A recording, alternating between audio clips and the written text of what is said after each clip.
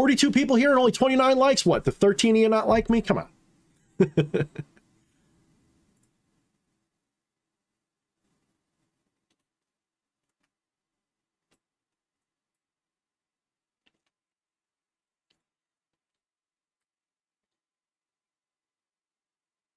Mr. Zombie, he said the first wife in history to be described as a blue wrench, and she loves it. I guarantee you she loves it.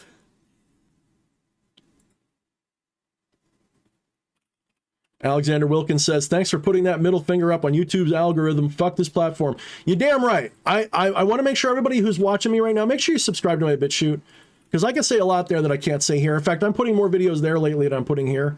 I shouldn't do that because I don't want to lose this channel. I don't want to make it like die from the algorithm, but you know, everything going on in the world right now, I just don't care. Like, who am I giving my knowledge to? Most people are so wrapped up in this shit like I am that it's like, who fucking cares? I should be doing this for myself. You know, fuck all you. Not you guys. I just mean fuck everybody else. Fuck the world, okay? There's a million fucking gurus out there. I don't need to be another one of them. I will be, but I don't mean to be.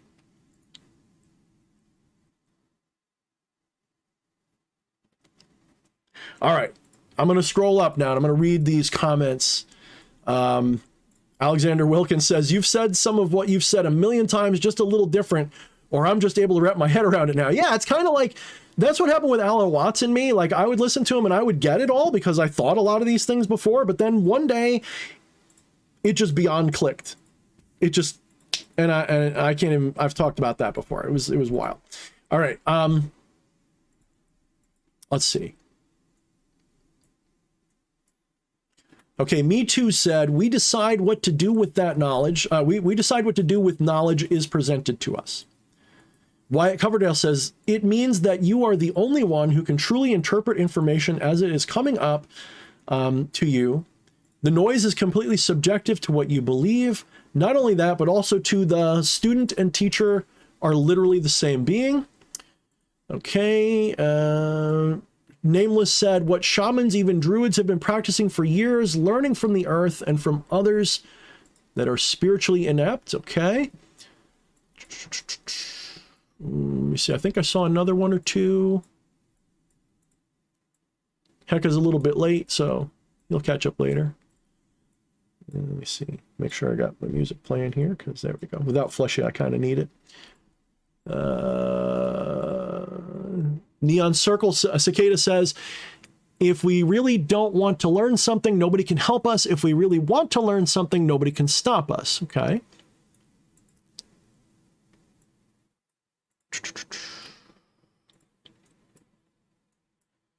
Okay, so a lot of those answers were interesting. Some of them were in the right direction. I think Wyatt got at least his ability to explain it was the closest. He may even completely get it and just need it to be explained a little bit differently, but I think you got it. All right, so here's the deal. Let me repeat the question or the statement. There are no teachers. We teach ourselves with the noises others make. So all of you guys that are watching me right now, every week that I do this show or any of my videos, I see comments that I appreciate where you guys say, like, you've taught me so much. You're just, you know, people butter me up. And I appreciate that. Don't get me wrong. I need the love like any other human being. So I'm not going to tell you not to, although I'm not always the great at taking compliments, especially upfront compliments. I like to get to know somebody for a while before I get them. But no, I mean, if you guys are sincere, I appreciate the compliments. But I always want to respond with, if you think that I sound wise, where does that come from? So if you listen to what I have to say, when you're listening to me and you think I'm teaching you, how do you know what I'm telling you is of any value? I want you guys to sit with that for a minute. Let me repeat it to you. When you guys hear what I'm saying and you think that it's wise or intelligent or correct, you'll say, Thorne, you're really wise. You're a guru. You're a teacher. You're a this. How do you know that I'm wise or a guru or a teacher? How do you know that what I'm saying is correct? How do you know that you should adopt that for yourself? So let's pretend I am in a role that's like a teacher for you. Let's pretend that you're listening to me, and after listening to me, you now know something you didn't know before.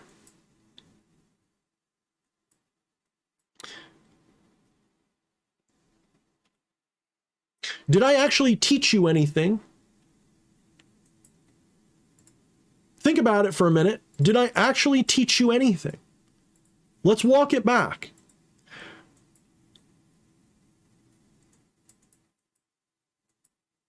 How do you know what I'm saying is correct?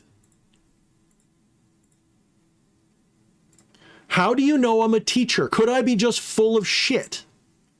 Sometimes I think I am. I don't mean to be. What makes you think I'm correct? Am I the teacher or are you the teacher?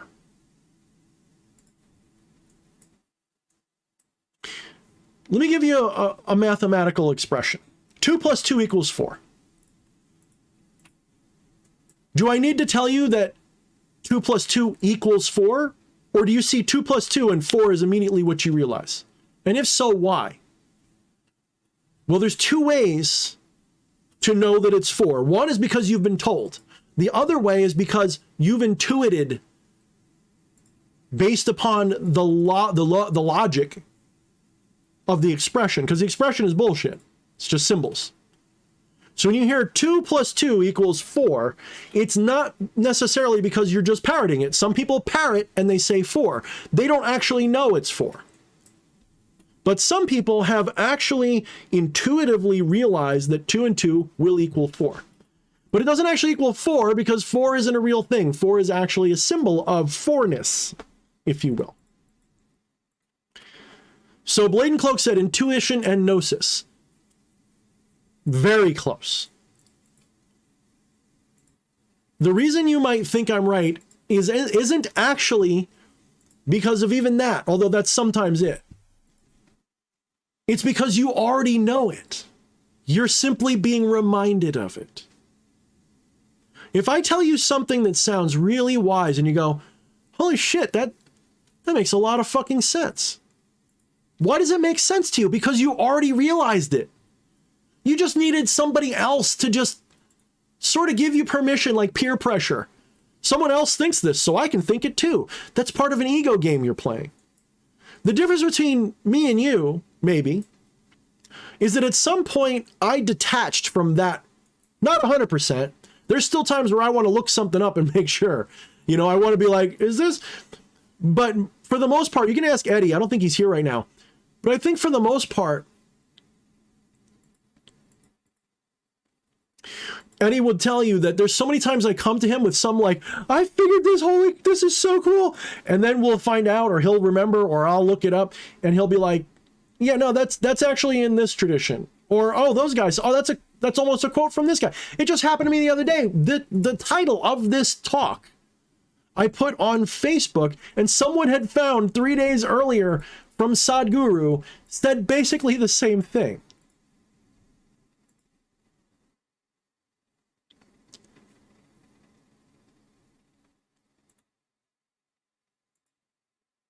So what I'm getting at is there are no teachers.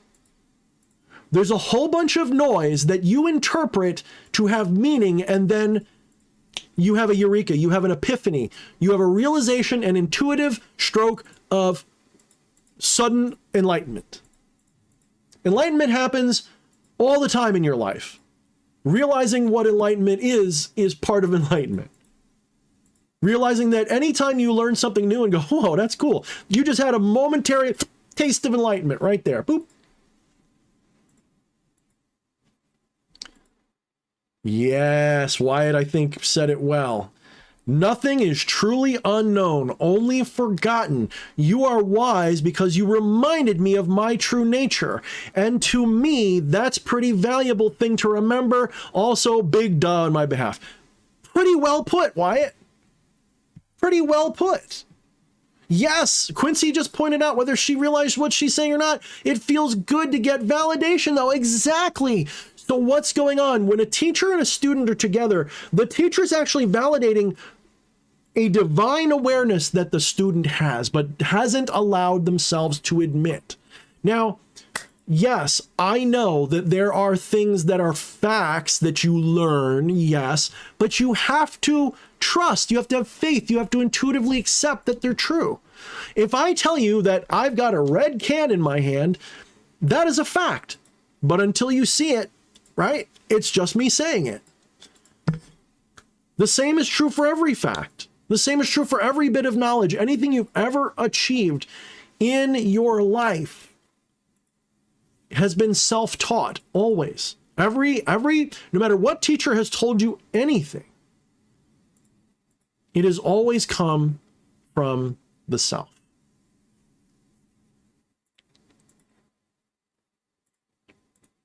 The Neon Cicada says, isn't that the heart of narcissism? I'm not sure what you mean. I would disagree.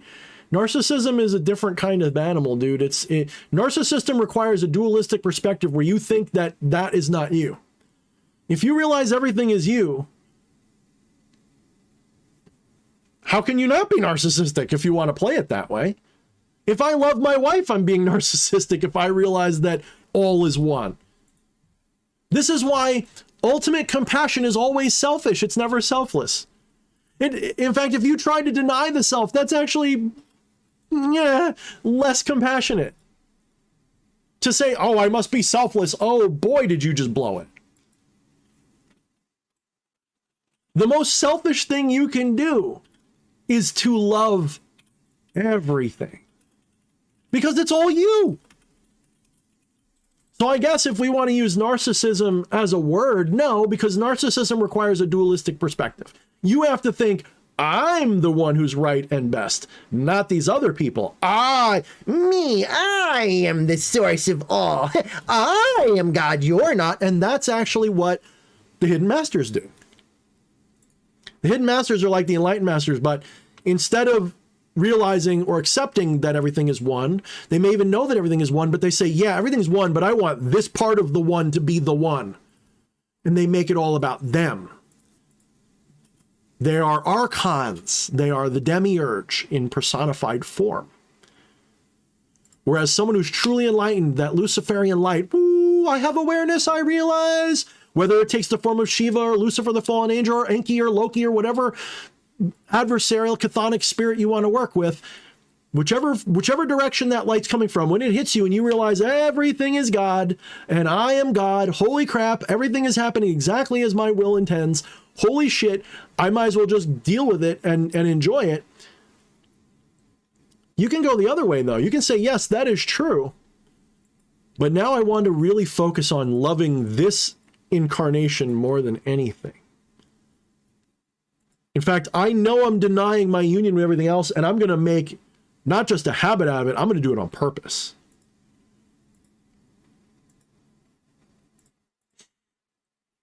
I'm not here to judge that, because that's built into the game too. It's necessary.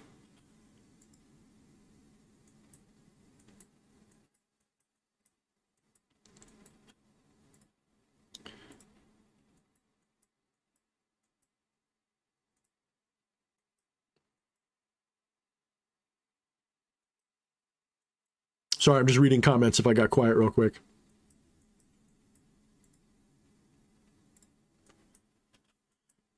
Also, I don't know if Neon Cicada was talking about me or to Wyatt, but it seems like they're having a conversation back and forth too. I didn't take it to think that he thought I was narcissistic, because I'm like the first one to worry about that, so.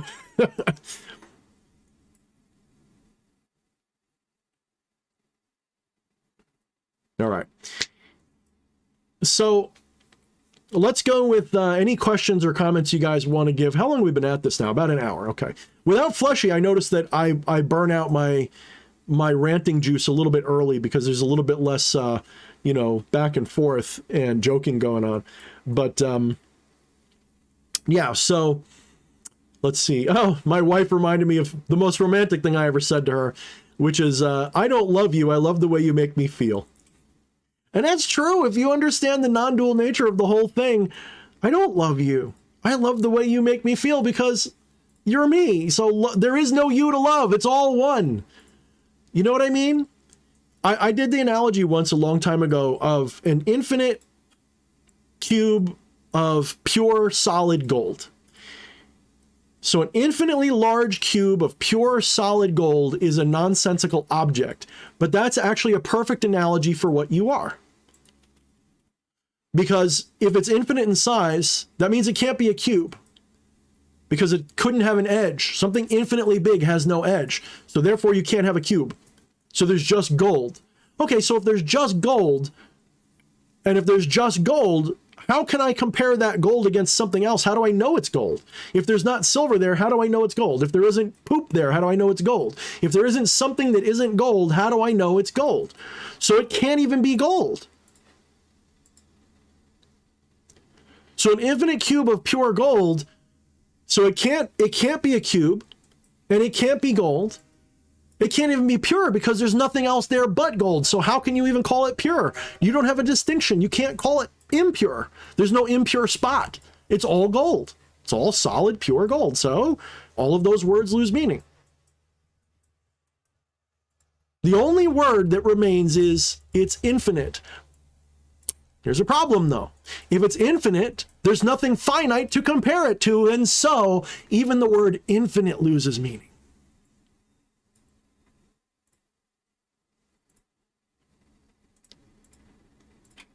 If everything I just said to you is true, there is an infinite cube of pure solid gold. None of that makes actual sense. It's an ultimate paradox, isn't it? Well, that's exactly what you actually are, though. You are just like that infinite cube of pure solid gold. You are everything. Infinite, boundless. There is no distinction. And when Ajna says sea of light, we don't mean radiance, literal physical photon light. We mean illumination. We mean awareness and consciousness. Oh,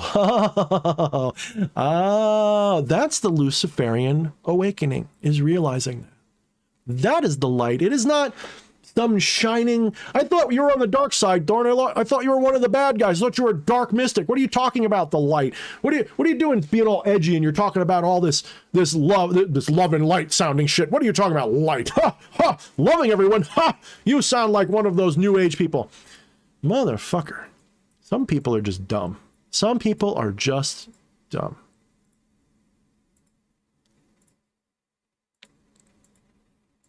Some people just, their inner guru hasn't taught them the truth. Because here's the other side of that statement. There are no teachers. There are only noises that we teach ourselves with that other people make, basically. This is why you could tell someone something that is completely true and they don't believe it or they don't learn it. How many people out there right now walking around have no idea what I was talking about at the beginning of this show is legitimately 100% true? That they sit there and they consume the news, they consume big tech's propaganda, and they just accept the whole thing. How many people do that? Actually, probably all of us to some degree. I'm sure I'm misinformed about something. In fact, I would be surprised if I'm not. And that's someone with, like, some might say, a psychic gift. I may be prescient as hell. It doesn't mean I get it all right. Ask my wife. I get a lot of predictions wrong. Some of them are more funny than others. All right, let's see. Someone asked a question, and I skipped it for a second to make a point, and I want to go back. It was something about familiars. Who was that? Who was it? I will see if I can find it. Something about getting in a familiar without...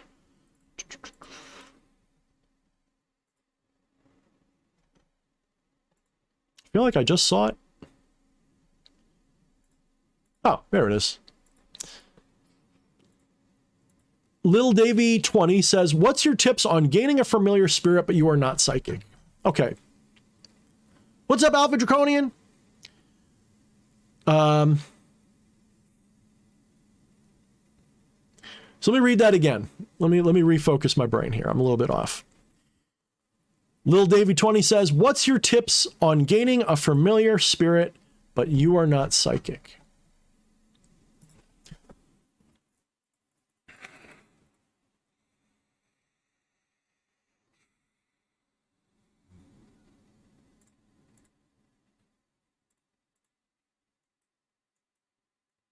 First, we sort of have to look at all of those terms, because there's a lot that's packed into those terms. There's a lot of things that are superstitious, and I use those terms a little bit here and there, like familiar spirit, for example. But we really need to unpack something here. What do you mean by you're not psychic? What does that mean? First, you really have to really understand what that even means. What are you saying when you say you're not psychic? What does it mean to be psychic?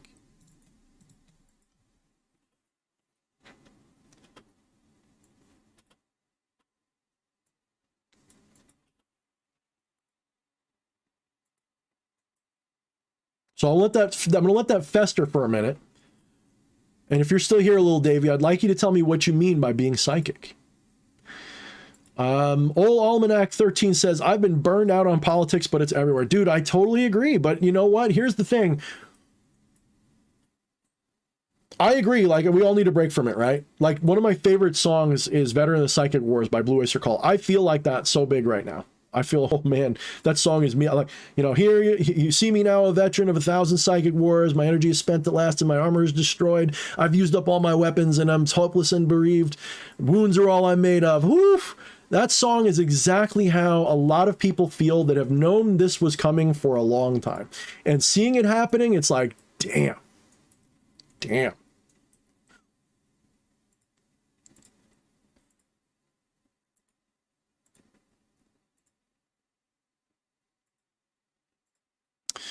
Little Davy 20 says, I mean, like not seeing or hearing spirits and. Okay.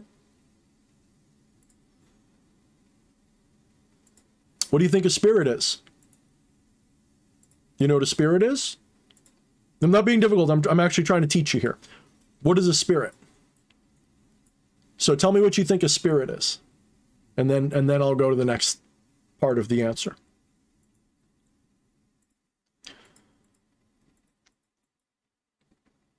So Blade and Cloak, I want to say this, because I agree. I'm tired of politics myself too.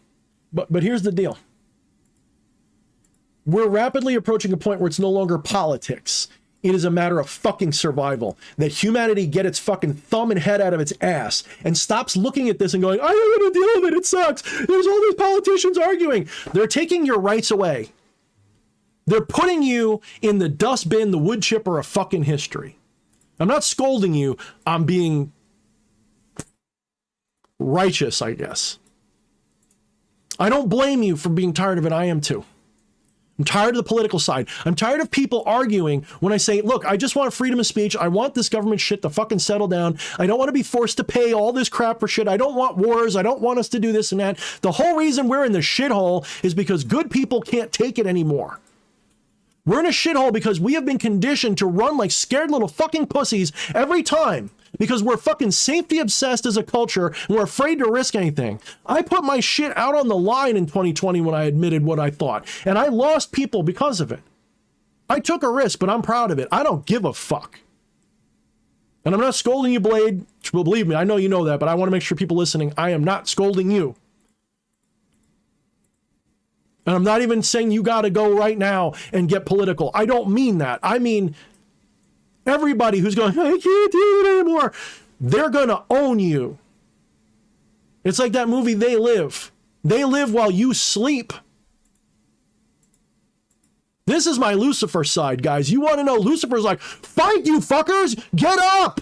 Stop being a pussy and letting them tell you what is going to happen to you. Stop letting them trick you with the same fucking tired shit. Won't someone think of the children? Stop letting them do that to you. Rise up, humanity. Stop doing this. Stop. You can stop this. All of you, I mean, it frustrates the shit out of me. If more people were sitting here thinking about, holy fuck, they're gonna fucking own us. Like, this is what it's like. Imagine a bunch of rapists, murderers, and killers are breaking down your door right now, and you're saying, please stop. And they're saying, can we talk about this? I think we need to have a debate on whether we should be able to come and fuck your whole family and murder you in your sleep. Do you guys let us in? And they're shoving their feet through the door, and they got smiley faces and rainbow flags. We're your friends. We're really inclusive. Look, this guy over here, he's this way. I got no problem, by the way, with any LGBTQ stuff, by the way. I'm saying they wear all these masks of inclusiveness and bullshit, and they're pushing in the door and they're saying, we're here to save you, but they're all wolves ready to fucking eat your ass. And if people are sitting there going, oh, just ignore it, it's just too painful to pay attention right now, I can't deal with it right now, I'm sick of these politics, I'm sick of the arguments, I'm sick of the left and the right, I'm just gonna go to work. Look, we all gotta take breaks. I'm not saying you gotta, like, you know, you gotta, like, fight 24 hours. I'm saying you've got to face it. You absolutely have to face it. I don't care which side of the left-right moron a dime that you're on. Because at some point, that's not going to matter. We're just about there. Look, I disagree with leftism all day long. To me, it's like Christianity. I look at that and go, what the hell is wrong with you? Whatever. That's what you think? Fine. Are you for my social freedom? We can at least talk. But we're getting to the point where we can't even talk about that. We're getting to the point where we're politicizing everything, and we can't realize that they're fucking getting us. But by the way, I just want to let you guys know, we're not actually losing. We're actually not losing. That's the thing that's why things look so crazy right now in the world, because they're actually losing. If they were winning, it wouldn't look like this. They wouldn't have to do, like someone said that this stream just paused a minute. Gee, I wouldn't be surprised. That wave of Lucifer comes out and they're like, nope, shut that down quick. Record this part for when we put them all in the FEMA camps. I'm kidding. That's mostly bullshit. Well, mostly.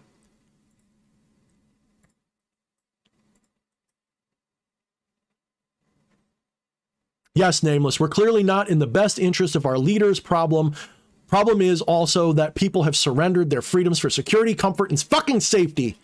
Take risks, bitch. Take risks. I'm not saying you got to go out there and fucking light your hair on fire and run around like a lunatic, but for fuck's sake, take a risk in your life. Risk the idea of offending somebody a little bit. Just a little bit. Okay. Little Davy came back to me, and Little Davy said, well, I don't think a spirit is any different than you or I, but I'm not sure. Oh, you're getting it. I love it when people answer their own questions. So if a spirit isn't any different than you or I, okay, what does that mean, though? I'm not going to make you answer that one because I think that might be a little bit much. What does that mean, though? What are you? Little Davy, what are you?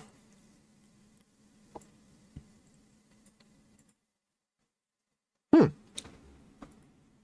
want me to tell you what I am? I'll tell you what I am as a spirit. This is what I am.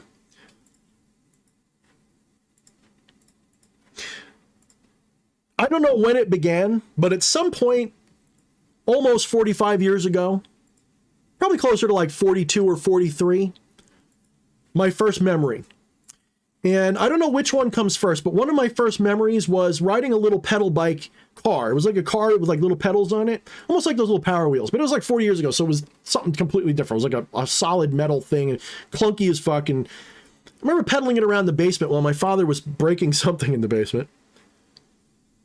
And I remember the rocking chair he made me, gorgeous, gorgeous rocking chair. I remember the blue room that I was not born in, but lived in. I remember the fire that consumed my house. I remember my bird dying in the fire. I remember my dad's hands covered in bandages, barely able to use the bathroom because he burned himself trying to put the fire out. I remember my family's divorce, and all of these things happened from like the age of 3, 4, 5, 6, 7. And I remember being told, your name is Daniel. You were born here and then. And this is my name. I'm your mother, and I'm your father, and this is his name, and blah, blah, blah, blah, blah. I was told all of these things.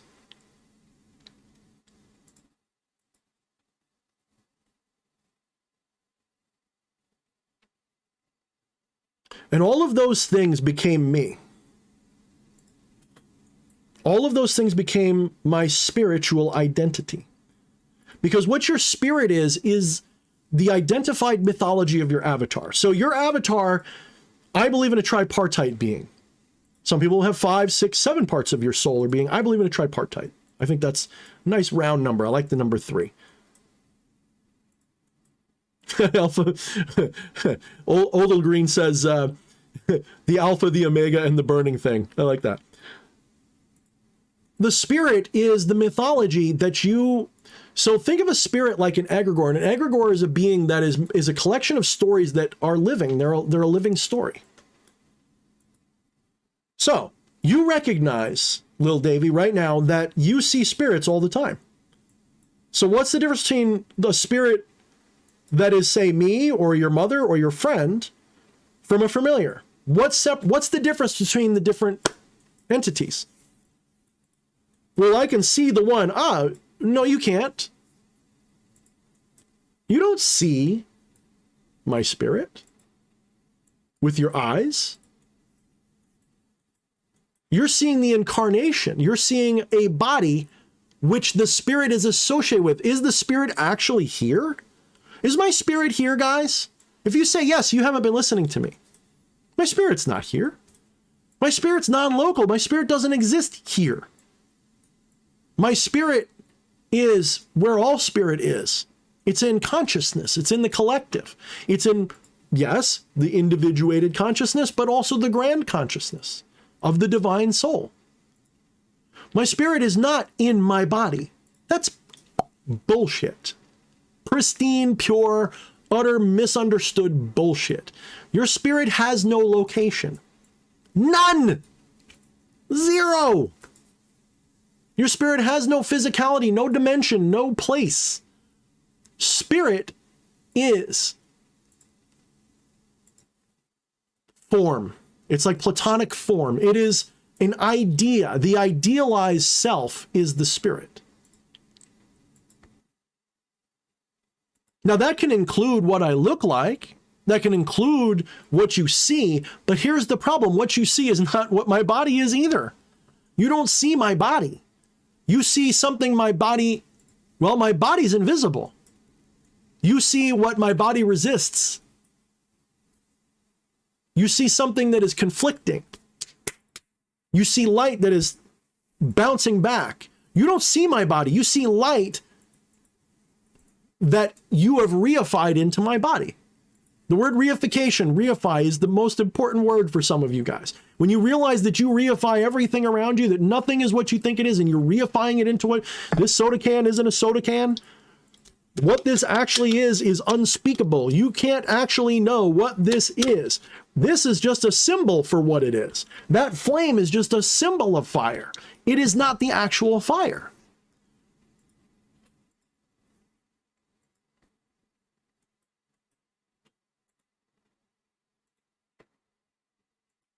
So spirit is, we'll say, mythology. Just as a word. Don't take it too literal, but it is just a word.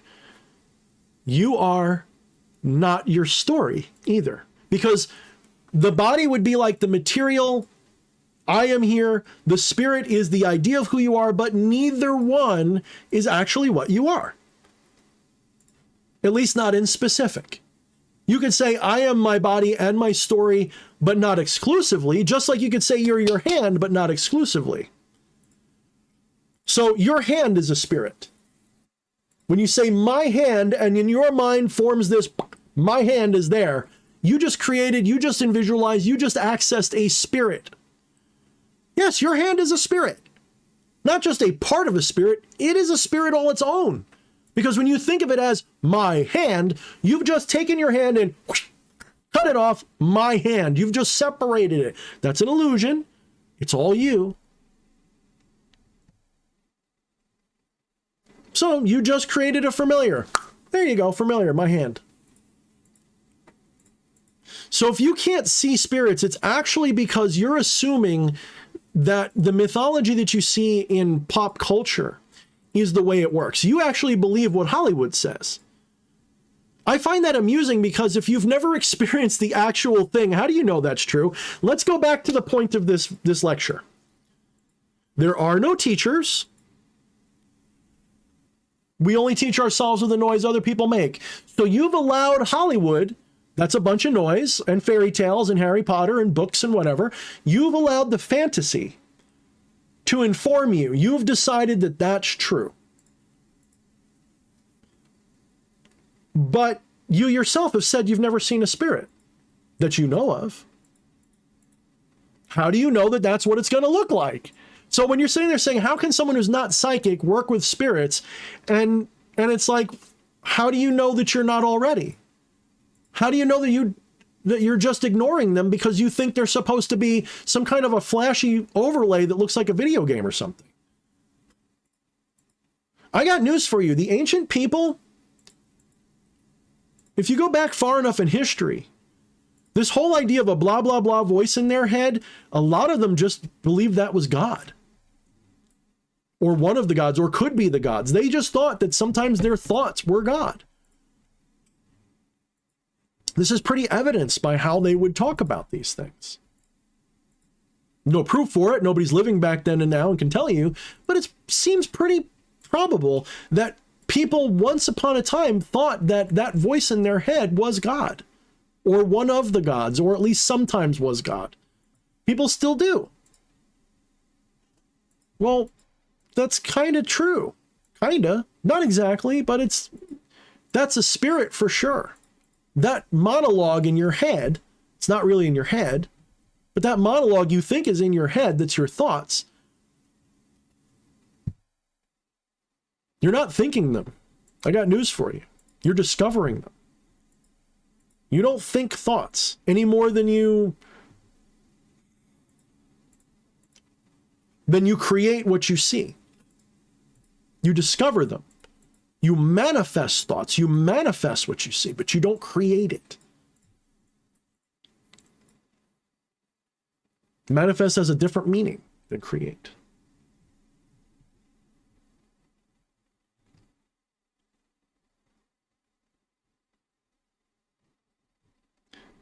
So, how does a person who doesn't believe they're psychic work with spirits?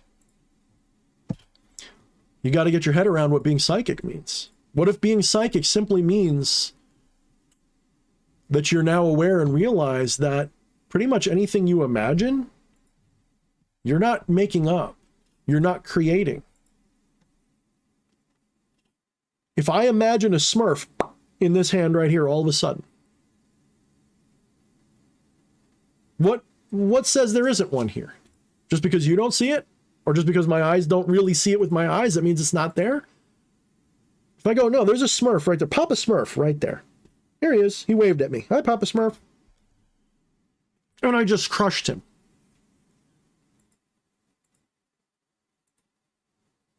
I got news for you. Papa Smurf, the thing I saw in my head, was just a phantasm. But the essence of what Papa Smurf is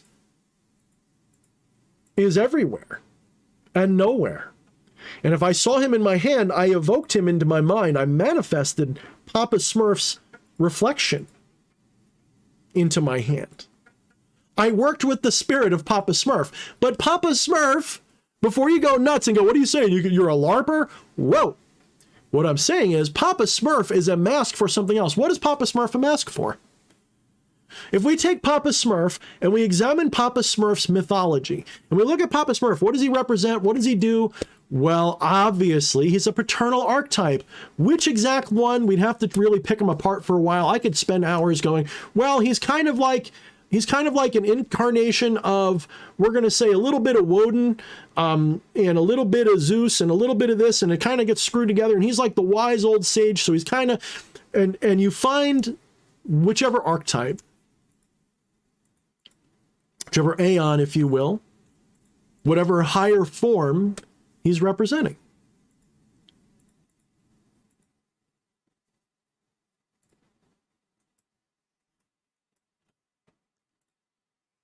Mobius says Smurf murderer. Smurf murderer! I guess I'm Gargamel.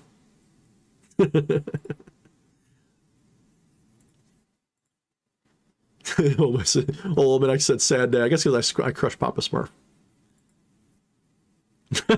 Little Davey said, damn, I just got Thorne. Not yet. I've only just pricked you a little bit.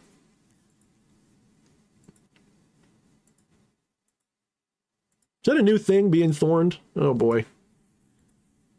I'm now Gargamel. I look like it, right? I'm wearing the robe, right? Right? I just need to be like half balding. Where's my Azrael? Someone want to get me an Azrael kitty? I need an Azrael. I got a dog. Yeah, it's not quite the same. La, la, la, la, la. Oh. That's done. Smurficular manslaughter. Yes. I got nothing against Smurfs, you know. I'd be more interested in their mushrooms than them. I don't know. Maybe that's why Gargamel wanted to eat them so bad.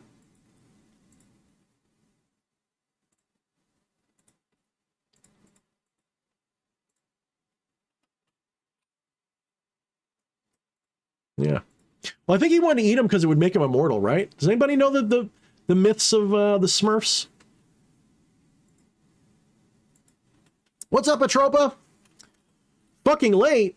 Well, why don't you fuck early? You know, fuck on time. No, just kidding. I hate fucking late. I like fucking early. I don't mind being late. It's fucking late. 3 in the morning. Oh, damn. That's some tired fucking.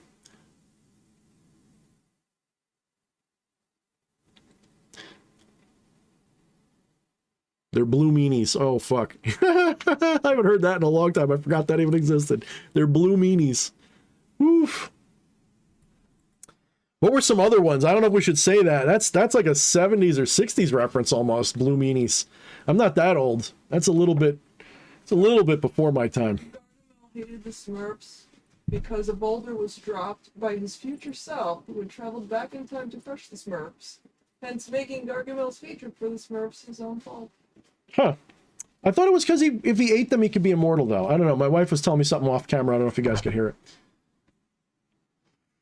Yeah. Because they had a lot of magic in them, Wyatt says. I think he wanted to eat them because they had a lot of magic in them, and so eating them would give him ultimate power or something. Probably. I crush Fleshy. Who does the creating? Exactly. Who creates? Nobody. All of reality is uncreated, guys. It's a manifestation. It's completely different. Creation is something that only the ego likes to take credit for, because the ego itself is a lie. There is no creation. There just is. And then creation is at best let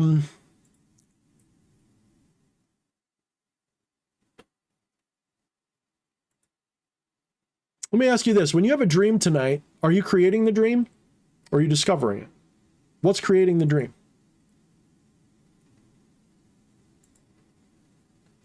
At what point does the creation happen? Because obviously the dream is something that's just popping up in your brain, right? Right? You'd think so. Do you create dreams or do you find them? Do you experience them? I'll let you work that one out. What you think about it? Do you find them or do you create them? Interesting thought.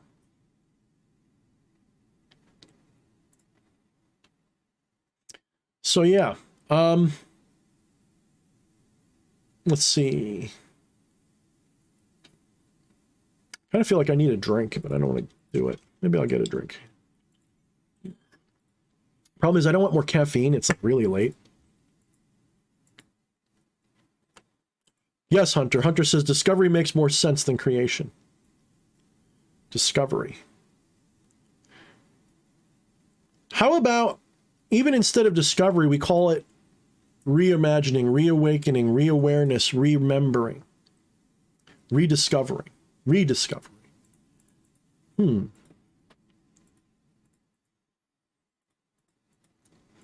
Nearly every creation myth in existence starts with the void, with oblivion, with nothing.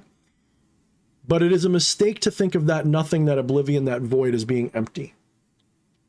It is empty of identified things, but it is never empty. If it was truly nothing, it wouldn't exist.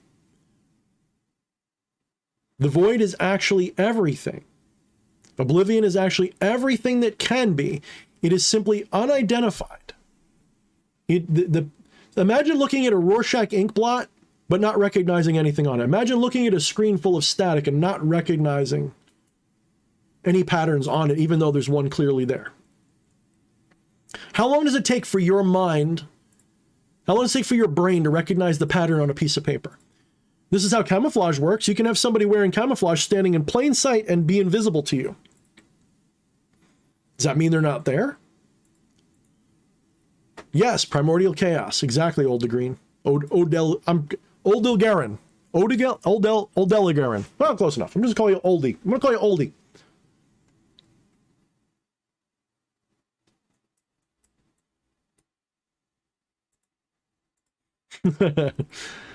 Some guy named EA Quatting is here. Hey, hey, hey, what's up?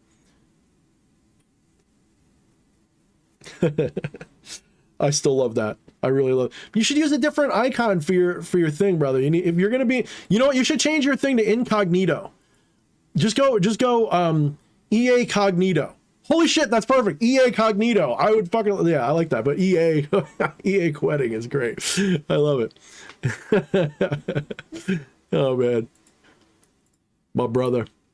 Let me know when you're ready to launch that other stuff if you haven't already. I'll post it all over my stuff. Help you out.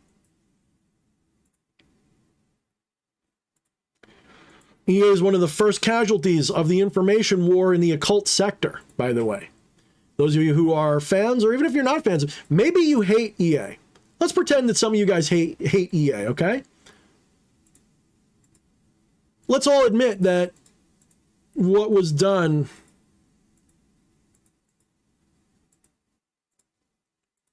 was a bit of an overreach based on even the worst possible interpretation of what was said. Let's pretend everything that was said was true. How many motherfuckers are out there right now with far worse connections and histories that still get to put videos up all over the place? Have you guys heard about, we're going to say, I can't even say the names because I don't want to get algorithmically fucked in the ass. Have you guys heard about the top of lap that was just recently revealed to have been true the whole time, that came from a certain son of a very powerful person in government? Have you heard about that? That it was just recently proven that it was true the whole time? Everything on it, the child porn, the whole works? Did you hear about that? It just came out like today or yesterday? Okay. Motherfuckers like that can still be all over the internet, but someone who wrote something a little questionable once upon a time, when they were freaking 18 and edgy and angry at the fucking world, they got to pay for it the whole fucking life? And they get slandered as being right wing and all this other shit when the guy hasn't been political a day in his life, openly anyway? That was a fucking political hit. That's what that was. Whoever this EA guy is, I mean, I don't know who that is.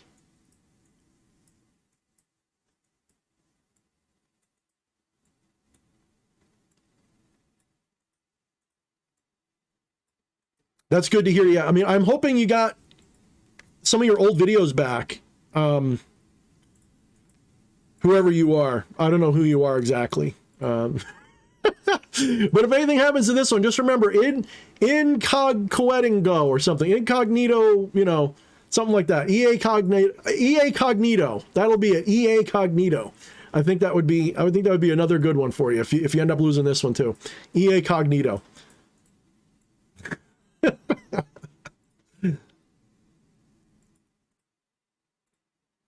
Persona non EA grata.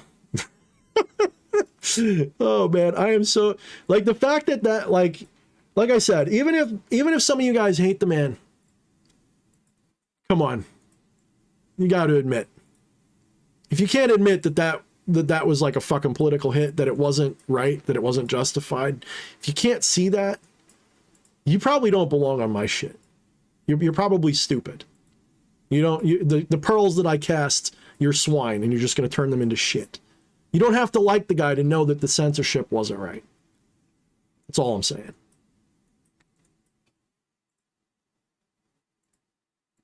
Oh, good. That's really good. I'm glad you got back. They say they have, this person who, I don't know who they are, says they have backups of all videos going back a couple of years. That's fucking good. All right, good. I mean, it's going to take you a little while to rebuild some of that stuff, but, you know,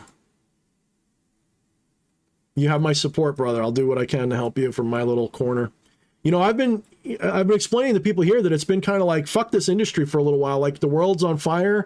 And I feel like some people are like, Thorne, stop talking about politics. It triggers me. And I had a good rant before. And I just have to say that I consider myself like a shaman a little bit. And a good shaman tells you when a spiritual war is going on. A good shaman tells you, like, listen, the tribe over there, their shaman's working magic against you and they're trying to fuck you. I consider myself like a part of the tribe and a sage and someone with a little bit of wisdom. I know that's egoistic and arrogant of me to say, but I think, you know, I have enough people showing me that. Some people think I am. So for me not to say what I see, if I see what I see, to tell you that all hell has been breaking loose for a reason, and that I do have pretty high hopes that we're going to win. I'm actually not a doomer. I actually think that we're going to pull through this. I actually do think that we're going to see in the next year to somewhere in that, it's going to get worse before it gets better. You can mark my words. It is going to get at least a bunch worse before it gets better. At least I don't know where in the world that's going to be true, but probably for Americans, probably for most people in Europe, it's going to get worse before it gets better. But I genuinely think that the hidden masters are failing. I think that they're way behind. And I think that they are going to end up most likely getting exposed and being given a deal under the table to go back into hiding.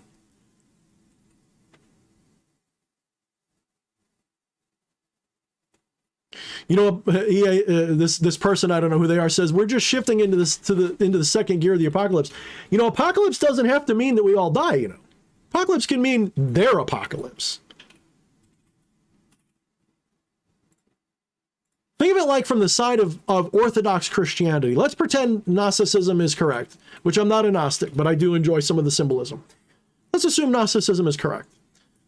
The Orthodox Church is run by the Demiurge. Their book of Revelations, let's pretend it's literally a prophecy of the future and not just talking about the fall of Rome or some bullshit that was going on at the time. Let's pretend that it's really a book about the future of this world. Is it our fucking future or theirs? Maybe they should be scared.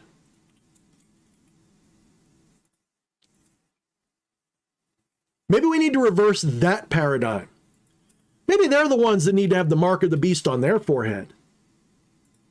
Wouldn't that be interesting? They can't buy nor sell. They don't have the crypto keys, if you will. Maybe we need to reverse this fucker around. Maybe it'll happen. I don't think it's going to get that extreme, but you never know. I don't believe in a literal apocalypse. I think every moment is an apocalypse. Every moment is a every moment is a new reality. Yeah. Look around you. I see zombies everywhere. You're damn right. But I see a couple of them going, A couple of them are starting to look up. Look, we may still yet lose. I'm telling you what I see. I analyze things and I use my spirits and I trust their guidance.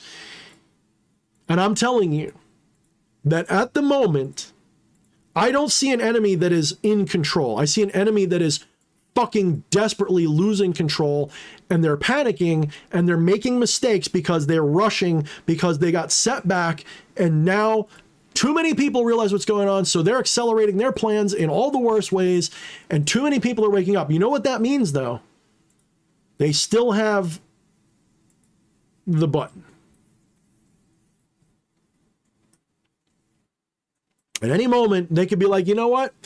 I don't want to go to jail.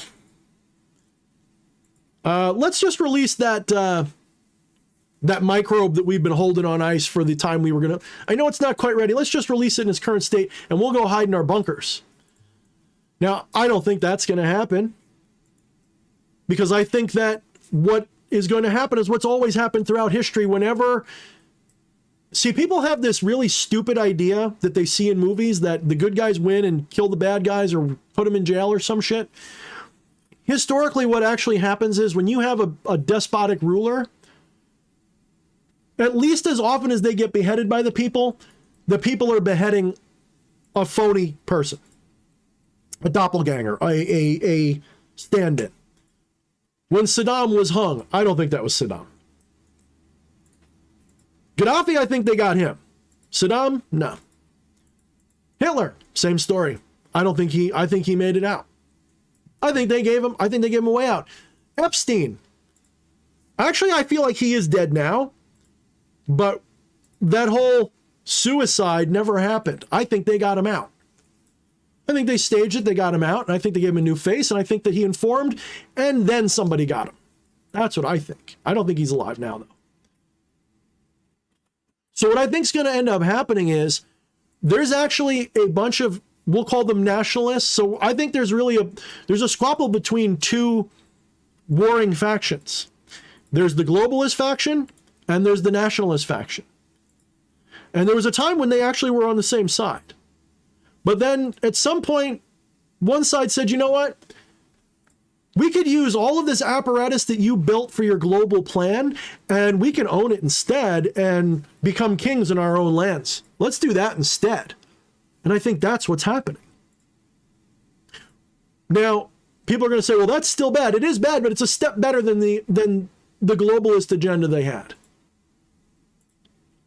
At least for my personal freedom, it's better. There's still hope under that other system. There's no hope under this other one. None. And I think we're seeing a lot of sudden backstabs going on that I don't think they're in control over. I think that they're desperately trying to make these backstabs work to their purpose. I think that they desperately want certain things to happen, and they're turning the situation so that it kind of still does, but not the way they hoped. Now, these people, their motto was order out of chaos. They don't want this to go completely crazy. Ajna says kings need peasants. Exactly. Now, they don't want as many peasants. That's true. I think they do want to get rid of a lot of us. But I don't think that they're just going to, oops, everybody, because if they did, that's too much chaos to deal with. They want to extract all the fortune that they can out of us, all the energy, all the power, all the intellect. They want to hook us up to their system, suck us dry, and slowly bleed us to death, but accelerate it enough so that as the elderly of the last generations pile up and become unable to take care of them, they don't have to. I think the whole idea that they're just going to like in one fell swoop, like wipe out 80% of the, I don't think that's true. Don't think so. It could still happen. Maybe I'm wrong. I've been wrong before. I don't think that's the plan. Not exactly. I think it's longer term. I think that gradually they want to shrink it down. Yes. I don't think yes, the guide stones. Exactly. Almanac says the guide stones. But the idea that they're just going to press a button and no, that's ridiculous, because then they're going to clean all that up. They want it to be gradual. I think they're going to use infertility. That's what I think they're going to do. And I think that's not going to change. I think that very likely by the time we're in the 2040s or 2050s, they're going to go, oops, we didn't realize all this plastic was making us sterile. Sorry, guys. So the nationalistic ones are still going to get the same kind of outcome. They're just going to do it a little different. But there's more hope with them. That global system is a worse nightmare than any of the other ones. It just is.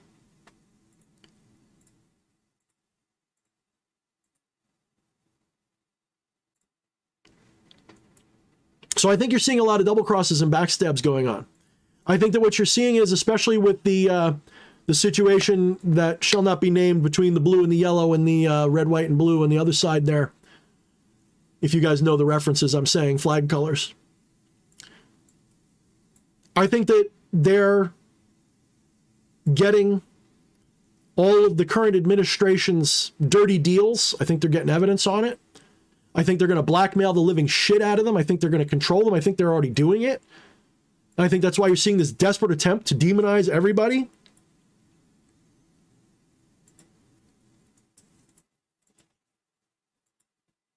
Mr. Zombie says, I would say they're already using infertility. I agree. I agree. It's slowly becoming apparent. If you look it up, there's actually doctors who are already ringing the alarm about it, saying fertility's been on a steady decline big time in the West. And it's not just from social changes. There's actually, they believe, a physical chemical cause, which is plastics. And I think they're right.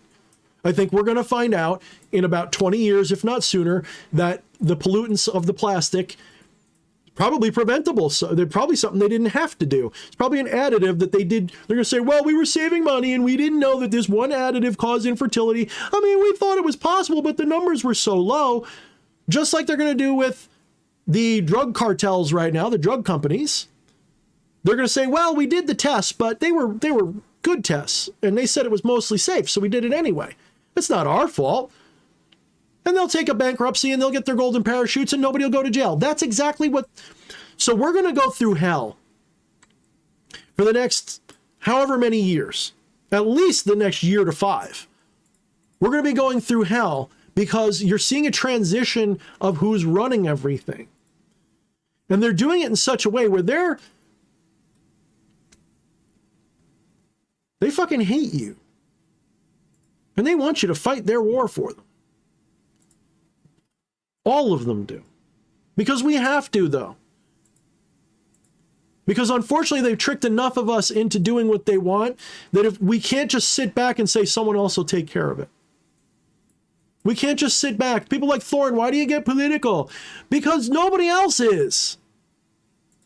And I'm not scared. I mean, it pisses me off. It hurts when I wake up and I have to see somebody going, Thorne, why are you being political? You're right wing. It fucking hurts. It hurts bad. I look at all the friends I've lost over the years over this shit, and it fucking hurts. But you know what? I'm not one of the good guys. And by that, I mean, I'm not a fucking pushover. I don't turn my cheek. I turn other people's cheeks. If push comes to shove, I don't turn my cheek. And if I do, it's just so I can wind up and get you on the rebound. It's not because I'm going to roll. I don't even give a fuck if I'm wrong. On some level, I just don't care. Because I know ultimately, the ultimate seed of why I do what I do is not just rebellion. It's rebellion with the intent to be free and to wake you guys up and liberate you. Call me Alex Jones of the occult. I don't give a fuck. My intention is very simple.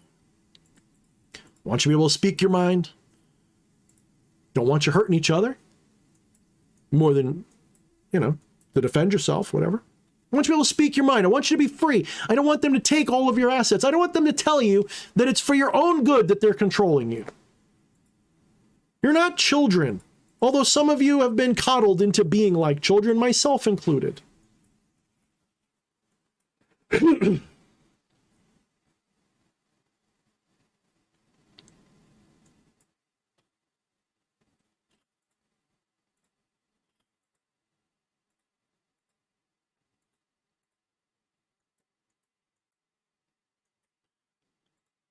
Wyatt's only 14, so we're just going to sort of laugh and point. We're not going to take it too seriously. Who's Joe Rogan? I don't know. I mean, right now, you know who's got my eye right now? Russell Brand. Russell Brand is saying all the right shit. Like, I don't know who's paying him. I don't know if he woke up on his own. I don't know where it's coming from. But that motherfucker right now, he's got the quintessential perfect argument because he's not taking political sides. He's not saying who's right or wrong. He's just saying, why are they censoring us? Why are they all aligned against us? Why am I not allowed to even question what they have to say? Wait a minute. That's usually what bad guys do. And that is an irrefutable fucking argument. I don't care if you're on the left or on the right. If your side is censoring people, getting them deplatformed, telling them that they have to submit all this shit, wear masks, get your fucking bodies taken away and injected, you're on the wrong side of history. That's the bad guys. It's not even debatable. Anyone says, well, it's for your own good. That's like I said before with the murderers and rapists and killers coming through the door saying, we're here for your own good. We're here to rape you for your own good. How dare you argue? We're diverse. You're not. How dare you? Don't be stupid. Please don't be stupid. Don't fall for that crap. Stop bending over and letting them call you a Nazi because you want free speech. Look, there's people, I'll name them, Yuri and some other people who are friends with like people with Orly and shit and some other people. They said I was a fucking Nazi just because that's a way to attack people, to slander people. I've got not a Nazi bone in my body. I used to fight fucking neo-Nazis growing up. I did more than the fucking fake Antifa guys. And if Antifa was legit, they'd be fighting not somebody going to vote for Trump. They'd be fighting the news stations. They'd be fighting the establishment right now. And I mean, hypothetically, I'm not calling for violence, Miss Susan Wojcicki, please. I am peace and love all the way. I'm just saying if that was legitimately what they stood for, they wouldn't be trying to beat my ass.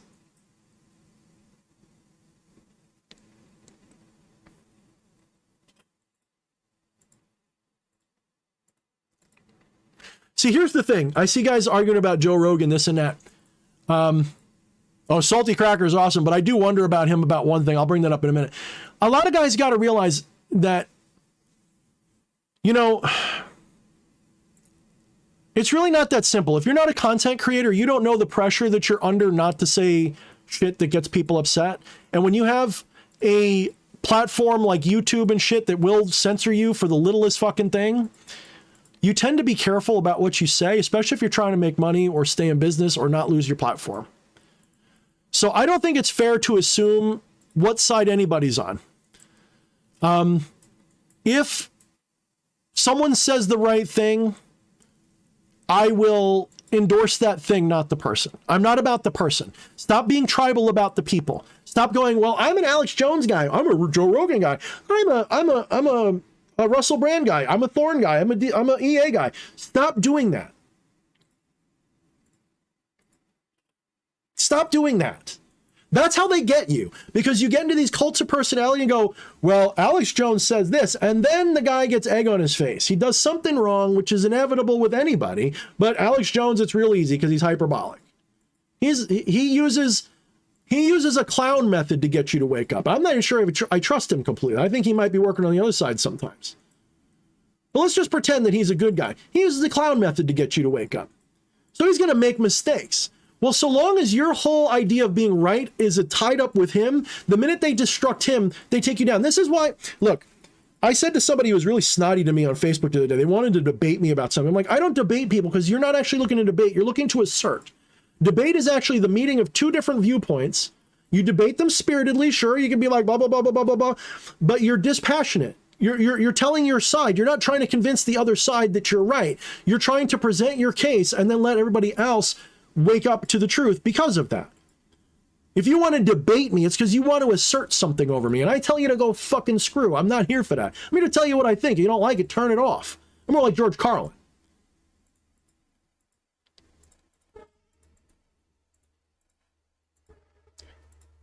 So I don't like this cult of personality attitude where, look, I don't even like it about Trump, and I voted for the guy. Because there's times I go, oh, I don't know about this. What the fuck? I'm not a Trumper. I voted for Trump. Right? I'm not a right-winger. It's just that a lot of my ideas fit. I'm not a conservative at all. I'm actually liberal as fuck. Not woke, but I'm liberal as fuck. So I don't belong to tribes. I just sometimes agree with tribes. I agree with some people more than others. It's like I'm not a Republican, but a lot of the people I vote for lately are. Republicans can go fucking sit and spin. I don't give a shit about their party. I don't give a shit about parties. But I will say this much. We've reached a point where we're getting battle lines drawn. Anybody who knows history and conflict, anybody who's been in a fight, knows that there's like a point where people have to line up. There's a point where you've got to be like, you know what? I don't agree with everything that guy's saying, but I'm on his side. I'd rather die on that hill than that hill or run away. I got to fight because they're here. It's like the people breaking through the door. I might be arguing with the guy in the kitchen right now going, you know what? You're an asshole. I don't agree with anything you're saying. You're a dick. And then someone starts breaking the house. We got to put that down and fight that guy. So I think that people are going to have to hang up some of their tribal problems. I think that some of you guys, especially on the left-hand path, and some of you guys, especially on the Christian side, are going to have to realize that you've got friends in weird places. I think some of you guys are going to have to realize that, you know what? Being dicks to Christians right now is not helping. Yes, a lot of them are stupid with their religion, but they're an army in and of themselves that is fighting for something that you also want. The enemy of my enemy is my friend, right? So I would rather be blamed. Like, I've had people send me literal death threats because when I voted for Trump, and I announced that like an idiot, but I didn't mind. I don't care. Don't give a fuck. I announced that. I had the death threats coming from a couple of people. You're a LARPer. You're not a real Satanist because Christians support Trump. And how dare you? Blah, blah.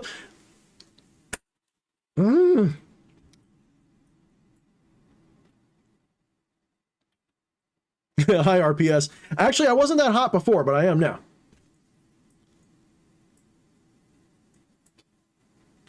And Scotty Hamilton says, indeed, we're splitting into factions, and that usually leads to a bad place. And you know what? It's inevitable at this point because you can't always... Look, there are differences that become existential. There are times when it is impossible to turn the other cheek and just be like, we're all one, let's get along. At some point, they're breaking down your door trying to kill you. Every pacifist punches back once those blows start landing. Unless they're a coward or something.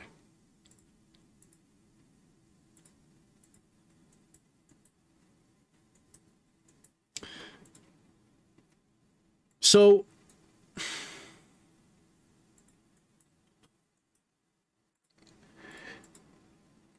this is why I have thrown in with what is, I don't know if it's popular or unpopular in our spiritual circle. I think it's actually more popular than people realize. I think that a lot of people look at spirituality and go, oh my God, look at all these people with these woke ideas. Not in the hardcore left hand, though. If they are against what I'm saying, it's because they're against Christians. They're a little bit divided that way.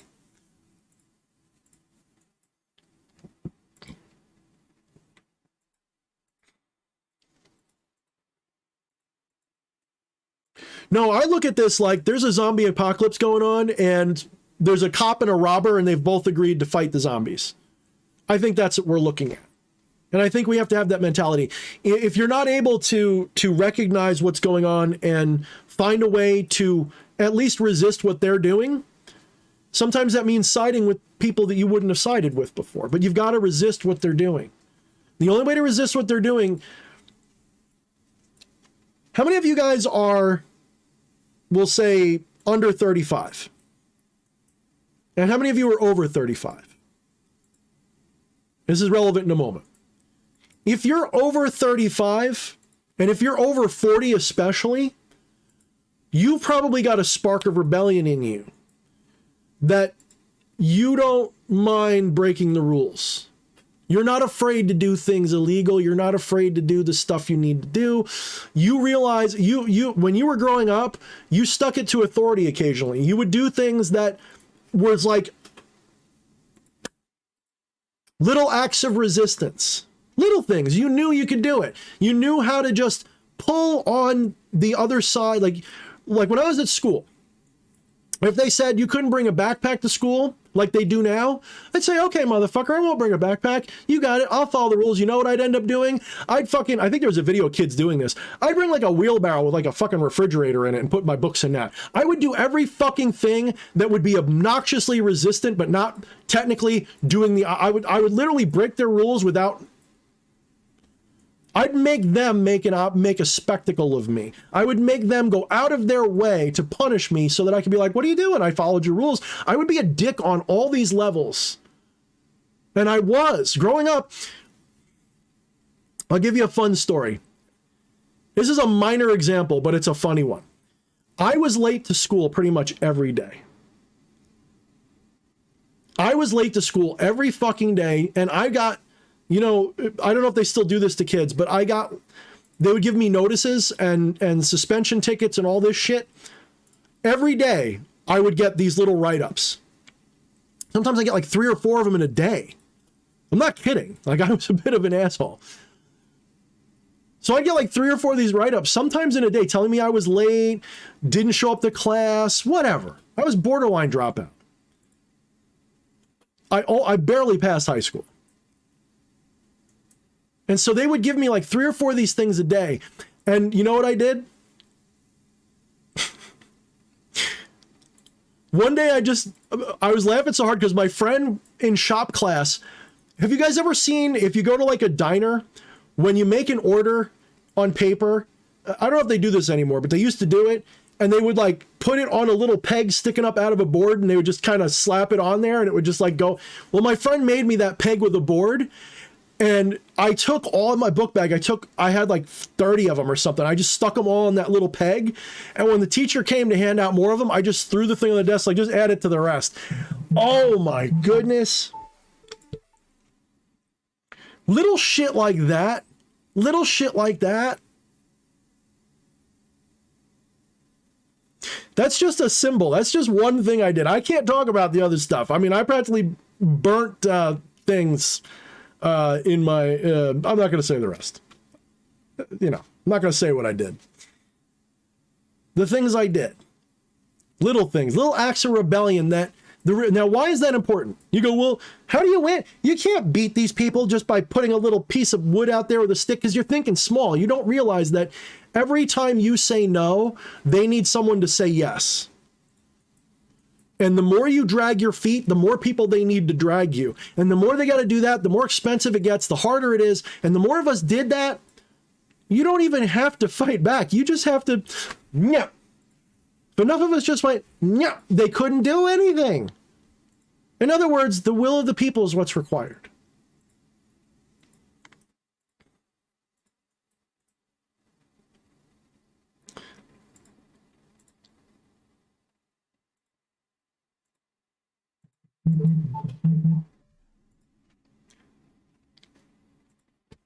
All right.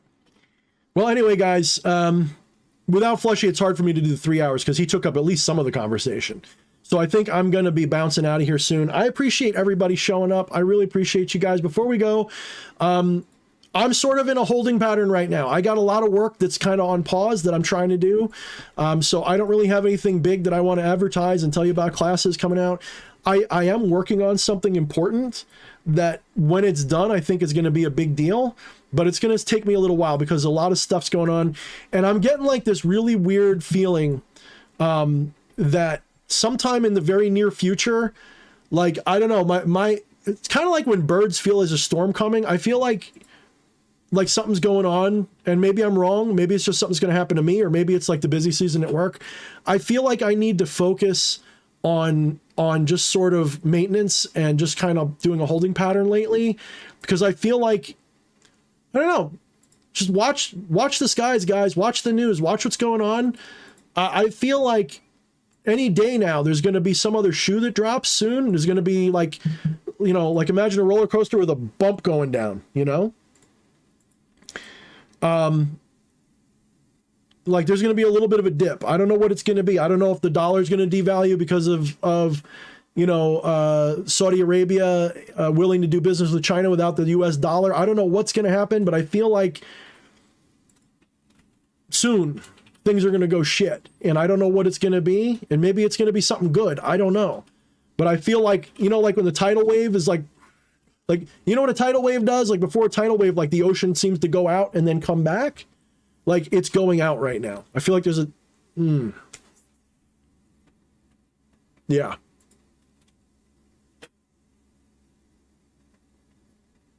So all I'm saying is I'm going to keep plugging away at what I'm doing. But there's a part of me that's like, you know what? Instead of buying a house, I think I'm going to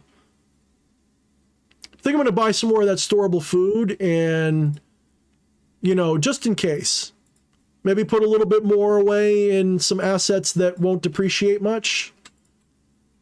Not like panic, like, oh my God, it's coming next week or anything, but like, you know, I'll eat that food anyway. It may take a little while, but I'll eat it eventually.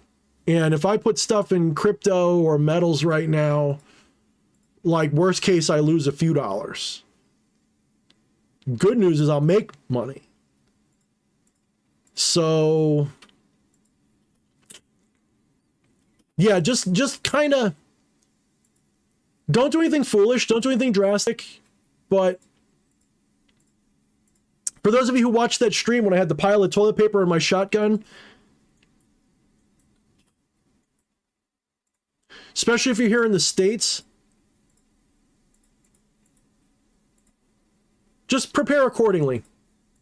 If you don't see what's going on and what the risks are, look, if it's a big bright flash in the sky and a lot of fire, none of that's going to matter. Don't even worry about it. I don't think that's going to happen, though. I really don't. But I do think that hard times are coming. Very likely. Very likely. And if I'm wrong, good. You won't. Someone says, Thorne, you were wrong about that. Good, but you're never wrong to prepare. Like, I don't know how many of you guys are former Mormons. I was never a Mormon, but the one thing Mormons get right is to make sure you've got like 6 months of supplies just in case. Could just because you lose your job. Always have a little bit squirreled away. Always. That's not wrong. That's actually, if you play video games like EVE Online, they say make sure you can afford to rebuy your ship 4 times before you take it out. Same principle. Make sure that you can rebuy your shit several times before you risk it.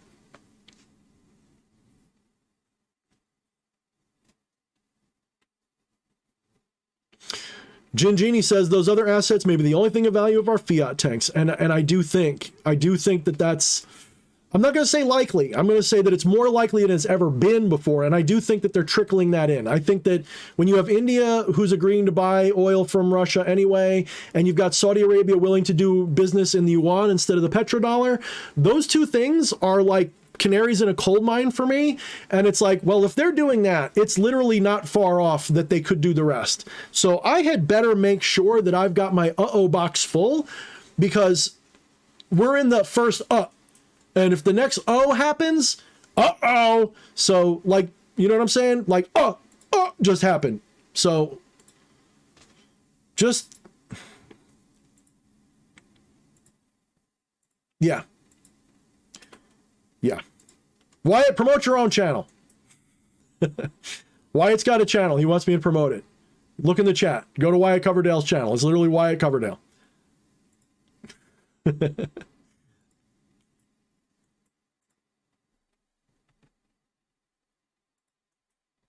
He's 14. He does good for 14. Cut him a break.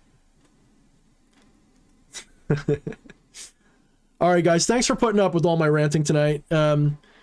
You know, I appreciate all of you. I really miss Flushy, and I don't know what's going to happen, when or if he's coming back anytime soon.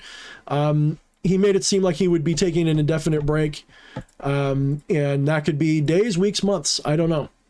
But maybe he'll just come back once in a while and just say hi. So, but he's got other stuff he's doing. I mean, he's still a buddy of the channel. He's still my friend.